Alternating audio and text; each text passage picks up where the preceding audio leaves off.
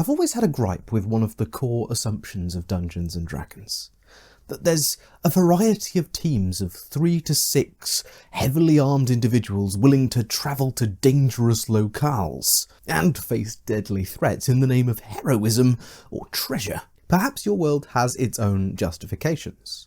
A great insurance plan, or systems of fate which inevitably draw people to adventure. Or perhaps one specific party of heroes are the only ones brave or stupid enough to go treasure hunting in a lich's hideout. But whatever the case may be, most worlds hand-wave such questions away for the sake of actually playing the game. Because it doesn't make sense. We are dealing with a class of people, adventurers, who flout all of the norms of a semi-feudal society. They wander from place to place with no lord's command, bearing weapons and armaments, making and spending their own money with the potential to become enormously wealthy, independent actors in a market, wealthier than a local lord in just an afternoon's work, even. That is, if they survive all the horrid monsters they fight. For veteran, high-level adventurers to exist in any such world implies that some people survive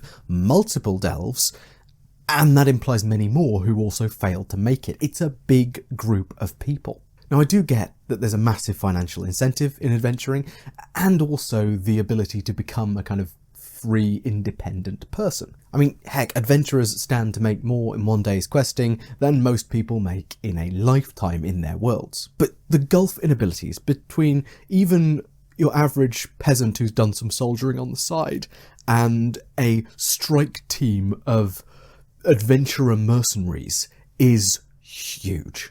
So the questions that I want to ask and answer hopefully today are: what mechanisms exist in D&D-style fantasy worlds to bridge that skill gap? How do wizards and the like get experience exploring dangerous dungeons and actually come out and tell the tale? And how can adventurers starting off on their trials and tribulations actually make it back from their first adventure? There's a genuine answer to all of this. And that answer comes, helpfully enough for us, in one of the latest released 5th edition books. Everything here relies on the Artificer, and specifically one subclass of the Artificer released in The Forge of the Artificer, a new Eberron book. That specific subclass, the cartographer, who I believe is the greatest patron ever conceived in D&D. Artificers already are excellent patrons / quest givers. They can generate magic items essentially for free. Only there's a limit to how many they can have at a time, but it's a couple of items free every day with no cost to them, and they can loan these items out for limited terms because the items lose their effectiveness as soon as they create new ones. This can help explorers in various types of adventure settings. Underwater adventure? Get the Artificer to replicate a cap of water breathing. On a mission to steal a massive hoard of gold? Well, a bag of holding or two will really help you be able to carry something out of there. You need precision long-range communication? Get them to make sending stones. Any level 2 Artificer can make temporary versions of any of these items, loaning them out for a nominal fee for, say, 5-day terms, at which point, wherever in the world this magic item is, the Artificer makes a new magic item and turns the magic off on the first item, thereby turning it into something mundane and meaning that no one's going to steal from them because they can turn off the magic at any point. This system alone would revolutionise adventure preparation. Just get a local Artificer on retainer for a few days while you're planning on going adventuring to get any sort of context-specific magic item that you could reasonably need to do a specific job for far cheaper than buying it and then having it rotting in inventory for forever, never seeing any use again. And that's just the base Artificer. So why do I believe that the cartographer is the true engine behind adventuring parties' continued existence as a concept, and also the greatest patron ever? It's because they can make maps. I'm not kidding. Let me read you a selection of some of the map-making magical abilities that cartographer artificers have. Adventurer's Atlas. Whenever you finish a long rest holding cartographer's tools, which, I mean, it is a bit weird to sleep with a compass and a pen, but anyway, You can use that tool to create a set of magical maps by touching at least 2 creatures, one of whom can be yourself, up to a maximum number of creatures equal to 1 plus your intelligence modifier. This maxes out at about 5 adventurers plus the Artificer themselves, if the Artificer is as smart as humanly possible, which fascinatingly does very much justify the 3 to 5 person adventuring party, which is so common in the lore of the game and in the practical realities of it too. If only 3 to 5 people can get maps, then they're the people who go off on the quests. Now these maps, they constantly update to show the relative positions of all map holders who are on the same plane of existence. They are completely illegible to anyone who isn't given one of the original set of maps. They last until the Artificer dies or makes more magic maps. They give an extra 1d4 to all initiative rolls if you're holding them, and they allow the targeting of spells which completely ignore line of sight and cover as long as you're targeting another holder of your batch of maps. At level 15, these maps gain extra abilities with the Superior Atlas feature, specifically Safe Haven. When a map holder would be reduced to 0 points but not killed outright, that creature can destroy its map. The creature's hit points instead change to a number equal to twice the Artificer's level, who created the maps, which will be at least 30 hit points. And the creature is teleported to an unoccupied space within 5 feet of the Artificer or another map holder of its choice. Yeah, there's no mention of range, needing to be on the same plane or anything. This ability makes the map a get-out-of-jail-free card, as long as you don't manage to die outright from massive damage, disintegration or petrification or anything like that. You can just pop back to the cartographer Artificer's side, hopefully having learned a valuable lesson. Now before I demonstrate just how many ways this changes or justifies the basic assumptions that we have of D&D, I do want to address one thing. I often get comments when I do speculative world building using the newest stuff and the newest features released in the game of D&D. Comments along the lines of, "Oh, this broken stuff is why I don't play the new edition. I don't care about the new edition. I don't want to hear about the new edition." And fine, you do you. The thing is, I think these comments do miss a trick. Because half the stuff I talk about is only so powerful and so absurdly broken and so world-changing and world-shaping because my core assumptions in speculative world building are that people, in general, can be very, very smart and very, very cooperative. Yes, maybe your world only has 1 high-level mage, and only 1 artificer at a level who could even do this. Or it has no artificers at all because this isn't Eberron and I keep my game simple. Whatever. But the whole point of all of the thought experiments I produce is to explore the impact of what feels like fairly normal magic and game mechanics when we take those things seriously. Specifically, as tools that the populations of the worlds which we play in might try to use to change the world. You don't need to use the cartographer artificer in your world to get value out of discussions like these. We've all had at some point an idea for a cool spell, new magic system, new magic item, whatever, and a great way to decide whether it's worth introducing that idea to a world is to see what the organised and capable people of that world might do with it, either to break it or to use it to facilitate their own goals. So with that, let's break this new cartographer artificer. Our first port of call relates to the Artificer Loan Service, and is really just an extension of the Artificer Magic Item Loan System. Our 15th level cartographer artificer is approached by a group of adventurers wanting to take on a dangerous task. They do need specific tools, yes, but they've also heard of this particular artificer's ability to thwart danger, the ability for them to return from near certain death. So, they negotiate a contract. 3 days of magic item use with additional map security. If within those 3 days they get into danger and are to be knocked out or reduced to 0 hit points in a regular fashion, they can either destroy the map to get an instantaneous, pretty beefy health boost in the moment, also teleporting to an ally in their team, or they can peace out entirely and teleport straight back to the Artificer. If they're not back within 3 days, well, the Artificer will have their last known location on his map and can send a search party, or maybe even debt collectors to find them if he thinks they've run off, with a bunch of treasure using his abilities as to help them get it. You set up a deposit or a commission system on successful adventures and run this every few days, and all of a sudden you've got a damn solid business going on. And you only really need to interrupt your regular duties or your artificing if you need to negotiate a new deal with new clients, or just receive a half-dead fool who appears by your side. Also, if you pick and choose your clients and their jobs, well, you can be paid in the kind of materials that are completely integral to the new magic item crafting system, for instance. And if your clients are doing well, then so do you. All of a sudden, you've got a hero agency run by a master craftsman, with members who almost never die.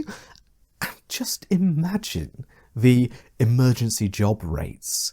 A kingdom needs a dragon slaying fast, but can't risk losing its crown prince, the only heir, who is also a prodigious mage. Go and visit the map maker, and your prince will almost certainly make it back. But we can go so much further than just reinventing and re-justifying the Adventurers Guild.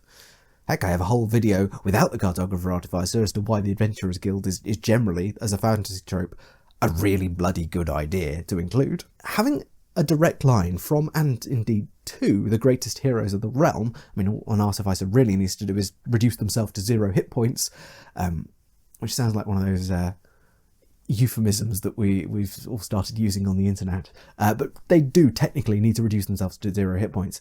And then, immediately, the Artificer can be teleported over to wherever the greatest heroes of the realm are. They also happen to have knowledge of those greatest heroes' location at any time, as long as they're on the same plane. Surely there are kingdoms that would love that sort of power. Not to mention, Artificers are already incredibly useful just by making magic items faster than anyone else. And Cartographers are independently useful because they make maps. Not just magic maps that can save someone's life, but regular maps too, which are one of the premier tools for nation building and maintenance in any enlightened power. The Cartographer Artificer is the ultimate guy in the chair. And if a nation is relying on the same band of heroes to save the day time and time again, well, having another chance to get out of dodge and regroup after a failed effort seems invaluable. Fundamentally, any organisation wants a level 15 cartographer in their employ or running the damn show. But are there any other classic D&D tropes that make a lot more sense with the context of this specific subclass existing? Well, if our mapmaker can have access to a cadre of heroes, they could also have connections to villains too. Or spies. Modern governments spend millions to keep accurate track of their agents' whereabouts, and often really struggle to smuggle technology into foreign regimes. Or at least they do in the films. I am not and never have been a spy, and so don't have access to up-to-date information in that regard. A cartographer artificer, on the other hand, can provide agents with tools that allow everyone sharing, a set of 5 or 6 maps to see each other's relative locations at all times at level 3. Oh, and in case you forgot, these maps that tell where all of their other allies are, they're illegible to anyone who isn't given one at the start of the quest, or at the start of the job. Sure, you can capture and torture anyone who has paper with some sort of illegible script on it. That feels like you'd be getting a lot of false positives. And it's not terribly provable either. Also, quite easy to hide a parchment or piece of paper or something. Anything could realistically be a map, even sewn onto a handkerchief. The potential benefit of using this tool for espionage is massive, because it also allows for the precise, coordinated movement of a small squad of individuals, who can communicate their own positions in a location entirely without speaking, and with a casual check of just a piece of parchment. Plus, the cartographer, or the map maker, is a really cool codename for a spy master. You ever wonder how a team of adventurers or a group of spies just so happen to find each other just in the nick of time when danger strikes, or have seemingly unparalleled coordination in time across various parts of town, all acting within 6 seconds of one another in what feel like coordinated rounds? Well, it's because they all have their own personal live display of a Marauder's Map style magic item. But we're not done. One complaint that I often see about how this game is often run is that assassins or career criminals get misused in Dungeons & Dragons. Because they don't run away, they don't escape. And I get it. There's a fundamental Dungeon Master impulse to use the stat block to its fullest. To try and squeeze every single last drop of damage out to scare or potentially maim your players. But a smart, capable career criminal should always have an exit plan in the face of overwhelming force. If our adventurers or heroes or guards manage to capture such a criminal despite having an escape plan, then kudos to them. But very, very few people will have as their primary alternative option a fight to the death. But that happens all the time in worlds of fantasy. Well, what if death, or the reduction of an individual to 0 hit points, were the escape route? See, we often see cultists played this way, as eager to die for their dark master and so not give any information away. But with the cartographer artificer in play, we'd see a completely different reason to let the heroes beat you up and try and take one of them with you with some poison, because you're getting whooshed back straight to the cartographer's side, safe and sound. Or even to another operative who's standing close by to alert them and plan an ambush for when they come after you. Suddenly, capturing and interrogating an assassin becomes about more than just reducing their hit points to 0. You need to find another way to restrain or incapacitate them, while keeping them alive and keeping them from reducing themselves to 0 hit points, while they try and make you knock them out. It turns the common DM can't be bothered to run an impromptu chase scene into a deliberate choice with consequences and the ability to learn from past experiences for players, while also showing off a cool magical function and feature which has an inbuilt resistance to players getting in the way of your plans by capturing or killing an important NPC early, at least the first time. And on one last note, it also gives map nerds like me a great chance to have cartographical clues and hints, and to bore players to tears with fun map facts. So yeah, the origins of an adventurers guild, parties of 3 to 5 ragtag mercenaries, assassins who seem to have a death wish, and the seemingly all-knowing enemy agents who are there just in time to cause a scene. We now have legitimate, inbuilt, lore-accurate answers for every single one of these, if you didn't have them already. And we didn't even mention that holding one of these maps gives you an extra d4 on initiative rolls, and allows you to target spells on allies through walls and past cover. I look forward to hearing what the people of your world might choose to do with this new technology or similar technologies in the comments. I'm endlessly fascinated with the creativity and drive of regular people to tear down and build up complex systems to get what they want. If you are too, I would love to quickly recommend that you do check out the Kickstarter, which is now live, for Gallows Corner. It's an alt-historical TTRPG concerned with creating your own peasants' revolt in late 14th century England. As a history nerd, a fan of seeing what regular people can do given organisation or purpose, and as a fan of alt history where the established order or expectations get shaken up a bit, I really do love this project. So much that I've actually done some writing for their core book. The project is live on Kickstarter right now, so get your eyes on it and get your hands on it if that sounds up your street. They're not a sponsor, just a really cool thing that I've worked on personally. So if you are interested, do check it out. But with all that said, I've been Tom, otherwise known as the thegrungeonmaster. Thank you so much for watching, and I will see you in the next video.